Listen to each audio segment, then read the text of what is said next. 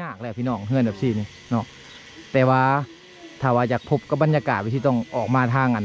ทางเมืองเตาทางเมืองสมวยจักมือสารนี่จังหวะเด้อถามมันน่ะจักมือพอสิไงไม่ตาย3 มื้อ 3 วัน3 มื้อ 3 วันอันนี้คือกอกยาสูบแม่นเลยนะกอกแถวเฮานี่แหละตัวนั้นเป็นปอกแถวลุ่มนี่แถวโต้ยนี่กอกบักใหญ่นะ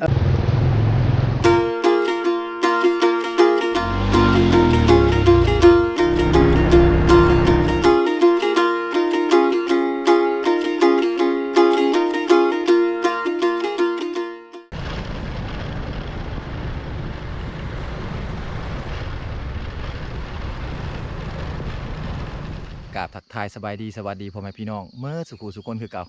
ยินดีต้อนรับทุกคนเข้าสู่ช่องบ่าวโหนดพาเลาะพี่น้องอีพีนี้บ่าวโหนดมาที่เมืองสมวยแขวงสารวันพี่น้องมื้อนี้จะพาพ่อแม่พี่น้องเมื่อสุขุสุคนไปที่บ้านแมวพี่น้องบ้านแมวนี่ตั้งอยู่ที่เมืองสมวยแขวงสารวันนั่นเอง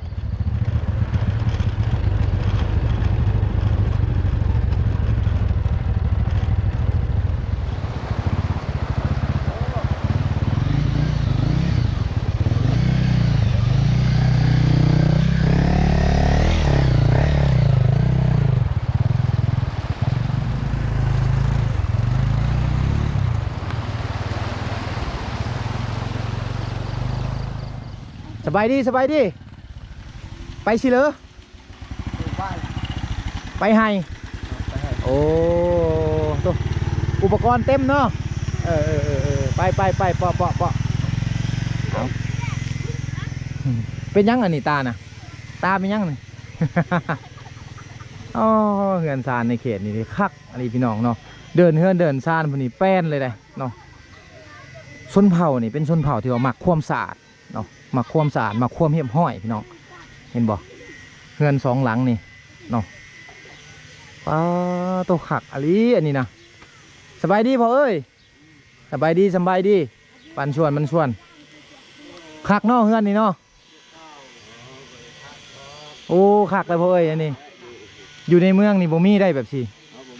โอ้มันหายากแหละพี่น้องเฮือนแบบสินี่เนาะแต่ว่าถ้าว่าอยากพบกับบรรยากาศที่ต้องออกมาทางทางเมืองเตาทางเมืองสมวยแขวงสารวันเนาะ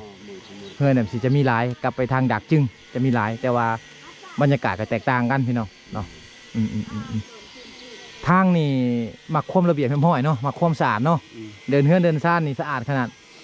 ไม่นี่ไปแบกมาแต่ผู้เป็นบ่ไก่บ่เยิงบ่ ไก่และพ่นปู ป้า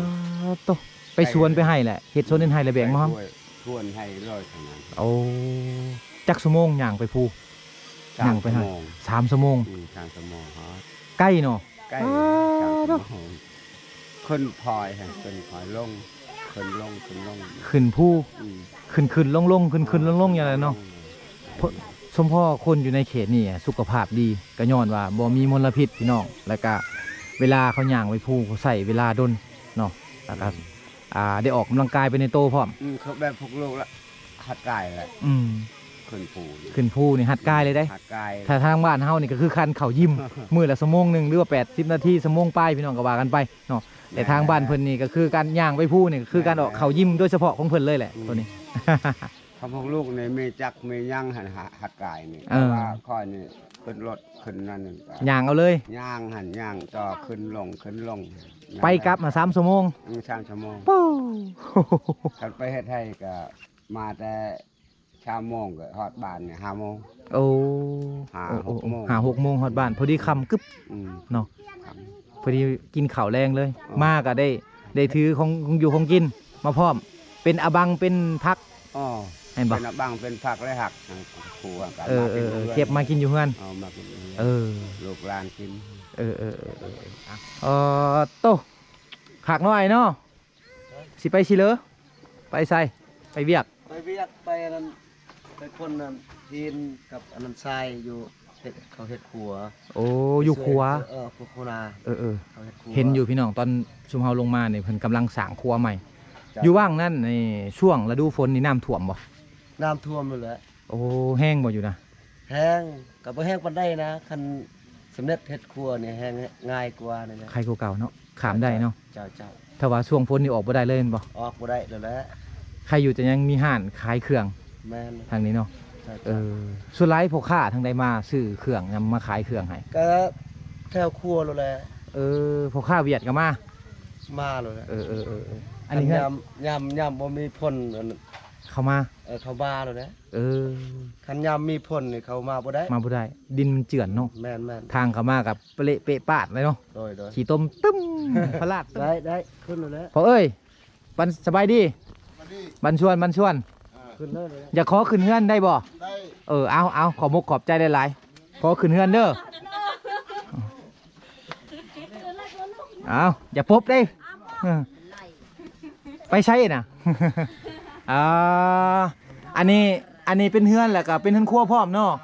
ป้าพี่น้องเอาตัวนี้เป็นครั้งทับอีที่ว่าบาวโนจะได้ขึ้นเฮือนพี่น้องชนเผ่าเฮาก็คือทางนี้จะเป็นชนเผ่ายังบ่ชนเผ่าปะโกะบ่ จนเข้าปะโกะแล้วแหละ โอ้ทางนี้อันใดต้มอันนี้เฮ็ดหยังนี่ต้มน้ำ ต้มน้ำฮ้อน ต้มน้ำร้อนโอ้หักนอทางนี้นอเห็นเตาไฟอยู่ทางในเลยเตาไฟนี่เพิ่นกะเห็ดใหม่เป็นสีแจไว้พี่น้องจะเอาดินขึ้นมาใส่ได้เนาะเพื่อว่ากันบ่ให้มันเกิดอัคคีภัย แม่น คือการเซฟตี้ของชนเผ่าก็แบบโบราณเลยพี่น้องเนาะชนเผ่านี่เนาะแบบโบราณเลยต้อันนี้หิงย่าง คืออันนั้นคิงอันนั้นเขาตากอันนั้นเขา ตาก ยาม เขา พ่นยามพ่น โอ้ คันยามพ่นเขาลง โอ้ อันนี้ละบัดนี้ตากเขาอันนี้อัน โอ้ ใส่เขา โอ้ ทั้ง เนาะ ตากเขาบ่มีแดดนั้นก็เลยกินข้าวได้ โอ้ บ่ได้ตากครับ ตัวนี้นี่จะเป็นหิงเพิ่นเอาไว้ตากข้าวพี่น้องหรือว่าย่างซีนต่างๆมันก็ตากอยู่นี้ แม่น เวลาฝนตกลิ้น แม่น ทางนี้เพิ่นยังตำข้าวเนาะ แม่น เพิ่นยังตำข้าวเอาถ้าว่าข้าวบ่แห้งหันตำบ่ได้พี่น้อง แม่น เนาะต้องได้ตำเนาะแล้วก็ต้องได้ตากแบบซี่แหละเวลาเพิ่นตากแล้วเพิ่นก็จะมัดขึ้นสูงๆแบบซี่ได้ แม่น เพราะว่า บ่มัดสูงๆนี่มันเกะกะ เกกาเนาะย่างไปย่างมาหัวตำย้อน เดี๋ยวนี้มันตากได้อันมีแดดแน่ เออ คันยามพ่นนี่ตากบ่ได้ ตากบ่ได้แล้วมีแต่ต้องตากอยู่ในเฮือนเอาเอาไปใช้นะเอาอายเลย โอ้ขออนุญาตเด้อขออนุญาตถ่ายหน่อยเด้ออันตัวนี้ผ้าเข่า แม่นเลยแหละ ทางภาษาบ้านเจ้าห้องหยัง อาเดียน อาเดียน โดย โอ้เฮ็ดเองบ่นี่ เฮ็ดเองนะ ขอจับลงมาเบิ่งได้บ่ ได้ ได้เนาะเอาขออนุญาตเด้อโอ้พี่น้องนี่ผ้าเข่าทางบ้านเพิ่นนี่จะเป็นผ้าเข่าน้อยๆที่ว่าเฮ็ดด้วยหวายแล้วก็ไม่เหี้ยไม่พางบ่ตัวนี้โอ้ ไม่พุ่ง ไม่พุ่ง ไม่พุ่ง นี่ ตัวนี้ เห็น กับ บ่ วายไม่พุ่งนะสารเอาเลย จักมือสารนี่ จังหวะเด้อถามมันน่ะ จักมือพอ สิไงไม่ตาย 3 มื้อ 3 วัน 3 มื้อ 3 วัน ถ้าบ่มีเวียกนี่แล้ว3 มื้อ 3 วันนี่ถ้ามีเวียกแล้วป้าก่อนเฮ็ดได้ไหมก่อน มีแต่เฮาเป็นลายเวียกติคันมาเฮ็ดให้ก่อนปะก่อนสารนั้นตอนเช้าตอนแรงสารเอา สารเอา แม่น เวลาว่างละสาร แม่น ตัวนี้ไม่พุ่ง ไม่พุ่ง ทนเนาะ ทนแล้วนะ โอ้นี่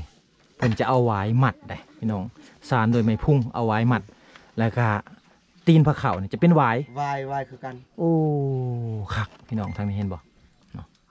คักขนาดได้นี่ถ้าว่าไปขายอยู่ทางบ้านเฮาราคาบ่ต่ำกว่า300,000กีบพี่น้องเนาะหรือว่าประมาณ500 บาท ถ้าตกเป็นเงินไทยเนาะแต่ว่าอยู่ทางบ้านเพิ่นนี่เพิ่นมีสีมือทางการเฮ็ดหัตถกรรมเรื่องทักษานเนาะบ่ว่าจะเป็นติบเข่าผ้าเข่าและเงินซ่านต่างๆ เพิ่นก็เฮ็ดเองเนาะเอาขอมุกขอบใจหลายๆคักเนาะคักมีหลายขนาดได้โมเมนต์ที่มีแต่ขนาดน้อยพี่น้องเนาะเอาขอไว้วางเก่าจะเป็นอีกขนาดหนึ่งตัวนี้ก็เป็นอีกขนาดหนึ่งตัวนี้ก็เป็นอีกขนาดหนึ่งนี่ แม่นและหลายขนาด ประมาณจากปีเขาสารคนหนึ่งใช้ได้จากปี ประมาณ10 ปีเด้ ป้าโต เท่านั้นเด้ ประมาณ10 ปี เออ ประมาณ10 ปีพี่น้องเนาะถือว่าคงทนเติบดีกว่าอันเครื่องที่ว่าเวียดเอามาขายให้อีก แม่น แล้วก็บ่ได้ซื้อบ่ได้เสียเงินซื้ออีก แม่น สร้างเอง สารเองสบายทางนี้ มีแต่ชื่อแป้งนัวกับอาหารกิน อาหารกินเนาะทางนี้เฮ็ดพี่เลอเฮ็ดยังนี่เพิ่นเฮ็ดยังแต่งกิน บ่บ่ได้แต่งกินนะอายนะ อายกล้องแล้วออกมาอยู่นี่ซื้อยังอันนี้นะ ซื้อออบ ซื้ออ้อม อันนี้ออบ นางอ้อมอายุจักปีแหละ จังหวะ16 ปี 16 ปี โอ้เป็นสาวเลยเนาะ16 ปีทางนี้เนาะเป็นสาวแหละพี่น้องแต่ว่าทางบ้านเฮา18 ปียังเป็นสาวแต่ว่าทางบ้านเพิ่นนี่เพิ่นว่า13 14 15พวกนี่เป็นสาวแล้วเอาเข้ามาได้แม่เจ้าอายยังนี่ เอาขออนุญาตเด้อโดย สมผัสเนาะ เนาะสิอายยังเนาะ แม่นี่แหละ อันนี้คือ เล่น จับหน่อยเด้อขอจับหน่อยอันนี้คือกอกยาสูบ แม่นี่แหละกอกแถวเฮานี่แหละตัวนั้น เป็น คัน ปอก แถวลุ่มนี่แถวโต้ยนี่กอกบักใหญ่นะ ตัวนั้นแหละ ตัวนี้ใส่กอกหน่อยเอา แม่นี่แหละ เฮ็ดเองบ่นี่ เฮ็ดเอง โห บ่ยากแล้วตัวนี้ บ่อย่างเนาะไม้ต่างๆบ่ไม่เฮ็ดนี่ก็ตำหัวตำสวนบ่ได้จ่ายเงินจังดอกเนาะอ้าวยาสูบถึงกระปุกเองอีกได้นี่ เห็นบ่ยาสูบ เป็นพันธุ์ของชนเผ่าเฮาบ่อยากสูบแล้วก็สูบยาอันทันสมัยเนาะการแต่งหนวด ทางนี้เฮ็ดหยังทางนี้สบายดีเอาไปอีกเลย ผักบัวผักบัวทางนี้เป็นห้องว่าในใดผักบัวถ้าภาษาทางนี้ห้อง อันนั้นบัดบัว โอ้บัดบัวบัดบัวกับผักบัว มีแต่ต่างนี่บัดซื่อๆเนาะบัวอันเดียวกัน แม่น ภาษากลางกับภาษาบ้านเพิ่นอยากคือกันพี่น้องเลยเนาะ ผักฮงเฮียนเลยเนาะบ่ได้ไปฮงเฮียนแล้วช่วงนี้เนาะผักเลยเด้ฮงเฮียนทางนี้ใกล้ๆบ้านเนาะ แม่น มีมัธยมประถม เดี๋ยวนี้สะดวกสบาย สะดวกสบายแล้ว ไฟฟ้าก็มีแล้ว คือแต่กี้ ไฟฟ้าก็มีแล้ว สัญญาณโทรศัพท์ก็มีแล้ว แม่น น้ำได้น้ำประปาบ่ใส่น้ำประปาบ่ทางนี้หรือว่าน้ำหวย น้ำลิ้น น้ำลิ้น ลิ้น โอ้ใส่น้ำลิ้นคือเก่าได้ภาษาแปลกับผู้ภาษาลาวเนาะ สบายดีสบายดี สบายดี เอานี่ทางน้องทางนี้เพิ่นก็เบิ่งโทรทัศน์คือกันหรือว่าเบิ่งทีวีคือกันได้กับทางบ้านเฮา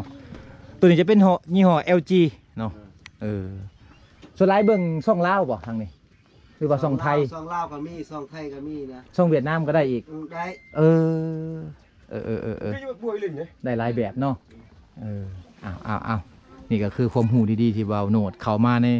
หมู่บ้านเพิ่นเพื่อมาอันถ่ายทำให้พ่อแม่พี่น้องได้เบิ่งเนาะนี่แหละก็คือบรรยากาศอยู่ในเฮือนในซ่านของพี่น้องชนเผ่าเฮาเนาะถึงว่าเจ้าบ่คือกับในเมืองแต่ว่าเพิ่นก็มีความสุขไปอีกแบบพี่น้องเนาะขอมุกขอบใจเด้อโดยเอาขออนุญาตลงเฮือนได้บัดนี้ได้เวลาเราจะขึ้นเฮือนขึ้นซ่านก็ต้องได้ขออนุญาตเพิ่นพี่น้องอันนี้ก็คือวินัยหรือว่าวิธีการเนาะพี่น้องเฮือนอยู่ทางนี้จะเป็นเฮือนแบบมีลักษณะหรือว่าสวดทรงคือกับเฮือนอยู่ทางเขตเมืองเซกองหรือว่าทางดักจึงเฮาเนาะจะคล้ายๆกันเพราะว่าชนเผ่าอยู่ทางนี้นี่จะเป็นชนเผ่าบะโกะพี่น้องแล้วก็คำเว้าคำจาทุกๆอย่างเนาะเพิ่นจะคือกันพี่น้องคือกันเลยเนาะเห็นบ่เฮือนเพิ่นนี่จะเฮ็ดเป็นทรงกรุ๊ปเนาะเฮือนแบบซี่นี่เฮาถ้าเฮาไปทางดักจึงนี่จะเห็นหลายพี่น้องเป็นทรงกรุ๊ปเนาะจะเห็นหลายเพิ่นจะเอาหญ้าค่ามามุงพี่น้องเนาะบางเถื่อก็เป็นใบปอเป็นใบหวายเนาะที่ว่าเพิ่นเอามามุงนี่เห็นบ่เนาะมุงกรุ๊ปได้ทุกๆปีนี่เพิ่นจะเอาหญ้านี่มามุงซ้ำเขาพี่น้องเนาะมุงใส่ตลอดถ้าว่ามันเป้เพิ่นจะบ่ได้มั่งบ่ได้หื้อออกทางนี้เพิ่นจะมุงใส่กันเลยเนาะหลังจากนั้นนี่เพิ่นจะตัดพี่น้องตัดปลายหญ้าออกเนาะให้มันเป็นสวดทรงแบบดังเดิมของชนเผ่าปะโกะเนาะนี่อยู่ทางกองตารางเฮือนเพิ่นนี่จะเป็นฟืนพี่น้องเนาะหรือว่าไม้อ้อยไฟต่างๆที่ว่าเพิ่นเอามาแต่ให้แต่สวนเนาะอัดแหน่นพี่น้องเนาะตัดเป็นทอนแล้วยัดเข้าให้มันแหน่นเนาะนี่ใส่ได้เมื่อปีกับบ่เมื่อพี่น้องเอ้ย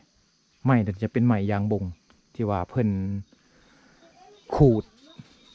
เอาเปลือกไปขายเป็นทีมหอยแล้วเนาะโอ้นี่จะเป็นเฮือนครัวพี่น้องเอ้ยเนาะเฮือนครัวข้างในนี่จะเป็นห้องนอนห้องนึงเนาะ เป็นเฮือนแบบดั้งเดิมอะไรที่ฮัลโหลพี่น้องเนาะไม้ที่ว่าเพิ่นไม่เห็ดเนี่ยเป็นไม้มาแต่หัวแต่สวนเนาะแล้วก็ฟ้าเฮือนนี่จะเป็นฟ้ากระแตะที่ว่าชาวบ้านเพิ่นเฮ็ดเองสารขึ้นมาเองได้เนาะฉันจะบ่ได้ซื้อพี่น้องหลังคานี่เจ้าบ่มีเหล็กกระปูเลยพี่น้องเนาะเพิ่นจะเอาหวายมาหมัดนี่เพิ่นจะเอาหวายมาหมัดเอาโอ้โตมันคงเฮือนแบบสิใช้งานได้เป็น10 ปีก็ยังบ่เพพี่น้องเลยเนาะสวนเพิ่นนี่ก็เฮ็ดแบบสไตล์แบบสไตล์แบบชนเผ่าเนาะของชนเผ่าแท้ๆเลยในสวนนี่จะปลูกยาสูบปลูกหมักพี่น้องเนาะหรือว่าฟักทองนั่นเองเนาะแล้วก็ปลูกมันไปพร้อมแต่ก่อนนี่เฮือนเขตนี่จะเป็นแบบซี่มดเหมือนบ่ อ๋อ เป็นทรงกรุ๊ป ใช่ไหมที่มัน โอ้อันนี้แม่นหญ้าค่าทางห้องบ้านพ่อห้องหยังหญ้าหยังนี่ เนี่ยนี่ใช่ปะ อยู่หัวผู้บ่หญ้านี่ไปเอามานี่ โอ้มันใกล้เราอยู่ผู้คน เยิง มันเก็บอันนั้นมัน ใกล้ๆโอ้หญ้านี่เพิ่นไปตัดเอาอยู่หัวผู้ น้อยเด้อ บ่มีได้ใบตองคอพี่น้องอยู่ทางนี้ บ่มี บ่มีเนาะ มันเก็บเองใส่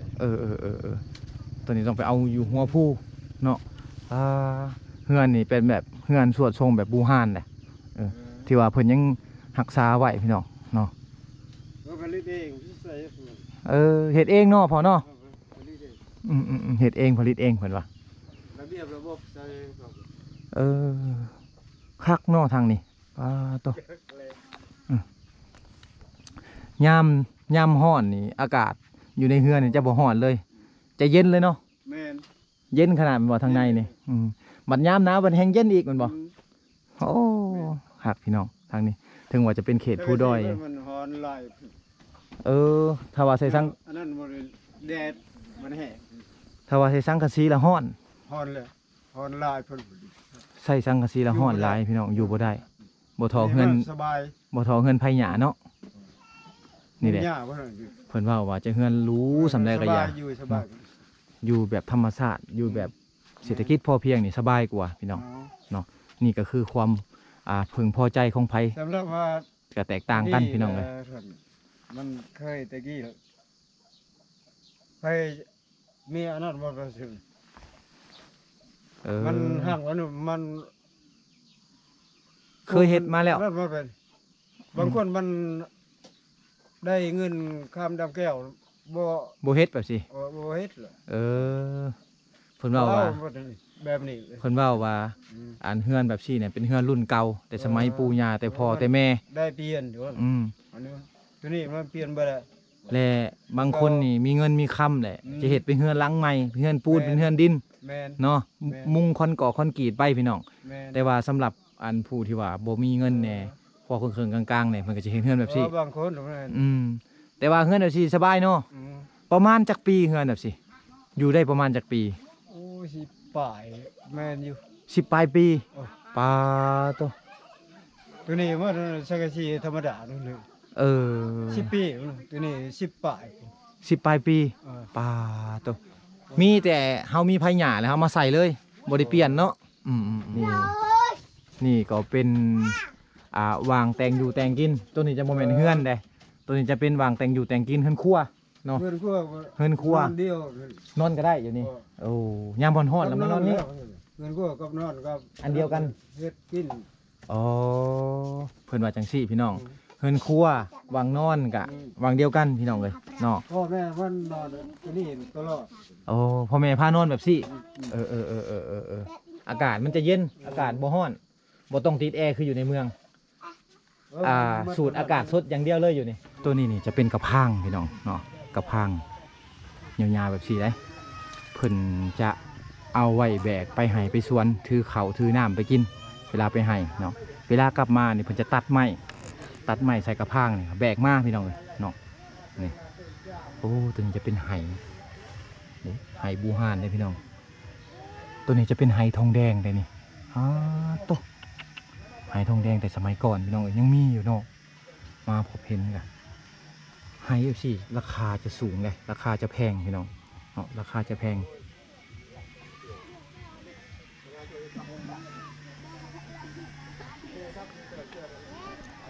เฮือนซานของเพิ่นนี่จะเป็นเฮือนซานแบบทรงแบบดั้งเดิมเนาะทรงแบบดั้งเดิมอลีเฮือนครัวเพิ่นไหนน้อยๆนี่ตัวนี้จะวางเป็นวางแต่งอยู่ครัวกินเวลาออกมาล้างถ้วยล้างบ่วงพี่น้องเนาะเวลาออกมาเสอะเข่าต่างๆนี่เพิ่นจะมาเห็ดอยู่วางนี้ความกว้างกับบกว้างปานใดพี่น้องประมาณ1 เมตรเห็นบ่ประมาณ1 เมตรสูงวิดหัวประมาณ1 เมตรตัวนี้จะมีป่องเอี่ยมหรือว่าประตูน้อยๆเนาะประตูน้อยๆที่ว่าชาวบ้านเขาเจ้าป่อนหัวออกมาล้างถ้วยล้างบ่วงอยู่วางนี้พี่น้องอ๋อตัวคักนะครับอันจะคือเครื่องทำมาหากินสวิงเนาะถ้าเป็นภาษาบ้านเพิ่นนี่กับบูฮูกันจะคือกันบ่พี่น้องกับอันภาษาบรูทางภาษาบูทางอันเมืองนองเซโปนจะคือกันบ่บ่โดดกับบูฮูคือกันสวิงเนาะอัตระบ่เนาะถ้าเป็นอันภาษาบรูเนาะกระตาดพัดเขาพี่น้องเนาะกระตาดพัดเขาเพิ่นจะเฮ็ดเองได้การใส่งานนี่ใช้ได้ประมาณ10 กว่าปีเนาะลวดลายเพิ่นจะคักพี่น้องเฮ็ดด้วยหวายได้ตัวนี้จะเมืองตะโอยเนาะหรือว่าทางเมืองสมวยทางภาคใต้เนาะบ่ว่าจะเป็นชนเผ่าตะโอยชนเผ่าปะโกะพี่น้องโคกนี่อยากคือกันเนาะเป็นโคกน้อยๆไม้ที่เพิ่นตัดมานี่เป็นไม้ลำหนึ่งที่ว่าน้อยๆเนาะรวงยาวนี่ประมาณ50 เซนพี่น้องเนาะรวงกว้างนี่ประมาณ50 เซนเนาะมาแล้วเพิ่นจะมาเจาะนี่มาเจาะหูทางกลางมันหลังจากเจาะแล้วก็เอาไผ่เผาเอาไผ่ห้นพี่น้องเนาะให้มันเป็นปล่องเขาแล้วก็เอาเหล็กแทงหรือว่าเอาสว่านแทงเนาะให้มันเป็นปล่องเป็นหูพี่น้องเลยเนาะเลิกลงไปได้จะบ่คือกับอยู่เมืองนองเนาะอยู่เมืองนองจะเป็นปากใหญ่ๆสวยๆแต่ว่าอยู่นี่จะเห็ดเป็นเลิกๆลงไปสบายดีไอ้โอ้กำลังเห็ดยังอยู่นี่แปลงเฮือนโอ้สิแปลงเฮือนแปลงซานใหม่เห็ดค้างเฮือนบ่